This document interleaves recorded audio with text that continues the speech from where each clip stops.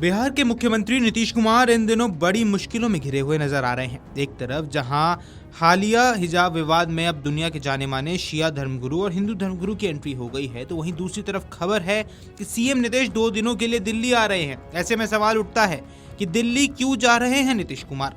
नीतीश कुमार के साथ और कौन दिल्ली आ रहा है? क्या दिल्ली में ही हिजाब विवाद पर अब कोई बात होने वाली है? आइए इस वीडियो में आपको विस्तार से इस बारे में जानकारी दे दें।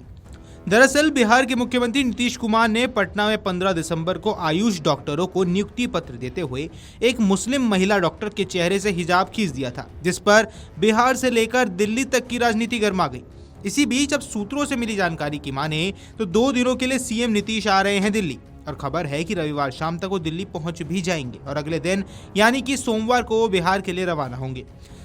सीएम नीतीश का दिल्ली में सोमवार को पीएम मोदी से मिलने का कार्यक्रम है। बिहार चुनाव के बाद सीएम नीतीश का ये पहला दिल्ली दौरा होने वाला है। इतना ही नहीं, बिहार में नीतीश कुमार के सीएम पद की शपथ लेने के बाद ये पहला मौका होगा जब दोनों नेताओं के बीच मुलाकात होने वाली है। जानकारी की माने तो सोमवार की शाम को सीएम नीतीश कुमार पटना वापस लौट जाएंगे।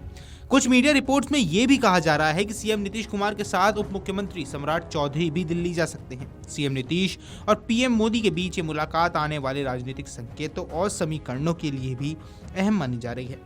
ये भी कहा जा रहा है कि सीएम नीतीश कुमार की केंद्रीय गृह मंत्री अमित शाह से भी मुलाकात हो सकती है। बिहार के सीएम और देश के पीएम के बीच होने वाली इस उच्च स्तरीय मुलाकात में सरकार के अगले रोड मैप, केंद्र शासित समन्वय और विकास एजेंडे पर भी चर्चा होने की संभावना है। वहीं आपको बता दें, हाल ही में खत्म हुए विधानसभा चुनाव में एनडीए को प्रचंड जीत मिली है। एनडीए ने कुल 203 सीटों पर जीत हासिल की। इस चुनाव में भारतीय जनता पार्टी सबसे बड़ी पार्टी के तौर पर उभरी है। बीजेपी ने कुल 89 सीटों पर कब्जा किया। बीजेपी के बाद जनता दल यूनाइटेड को कुल 85 सीटें मिली थी। इसके अलावा चिराग पासवान की अगुवाई वाली एलजेपी को 19, जीताराम मांझी की पार्टी हमको 5 और उपेंद्र कुशवाहा की पार्टी रालोमो ने 4 सीटों पर विजयी पताका लहराया। बिहार में नई सरकार बनने के बाद पटना के ऐतिहासिक गांधी मैदान में भव्य शपथ समारोह का आयोजन किया गया। इस शपथ समारोह में पीएम मोदी ने भी शिरकत की। हालांकि आपको बता दें, हालिया हिजाब विवाद में नीतीश कुमार बुरे फंसे हुए हैं और अब ये मामला भारत तक ही सीमित नहीं रहा है, बल्कि अब दुनिया के जाने माने शिया धर्मगुरु और ऑल इंडिया शिया चांद कमेटी के अध्यक्ष मौलाना सैफ अब्बास ने नीतीश कुमार को पत्र लिखकर अपील की है कि इस मामले को तुरंत सुलझाएं।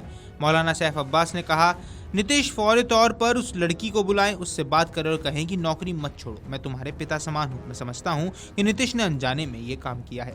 धर्मगुरु ने आगे कहा कि वीडियो देखकर उन्हें अफसोस हुआ क्योंकि नीतीश की छवि के खिलाफ है। नीतीश की जो छवि है उसके विपरीत ये वीडियो है। आज जिस तरीके से विवाद पैदा हुआ है, नीतीश को तुरंत समाधान करना चाहिए। अगर समाधान नहीं हुआ तो उनकी छवि को नुकसान होगा। नीतीश कुमार पर भरोसा जताते हुए मौलाना ने कहा कि नीतीश एक सेक्युलर और साफ छवि वाले नेता है। हालांकि हाल ही के दिनों में उनकी कुछ गतिविधियों को लेकर लोग कह रहे हैं कि वे सत्ता चलाने के काबिल नहीं। कभी किसी के सिर पर गुलदस्ता रख देते हैं तो कभी किसी को हार पहना देते हैं। Video desk अमरुजाला.com।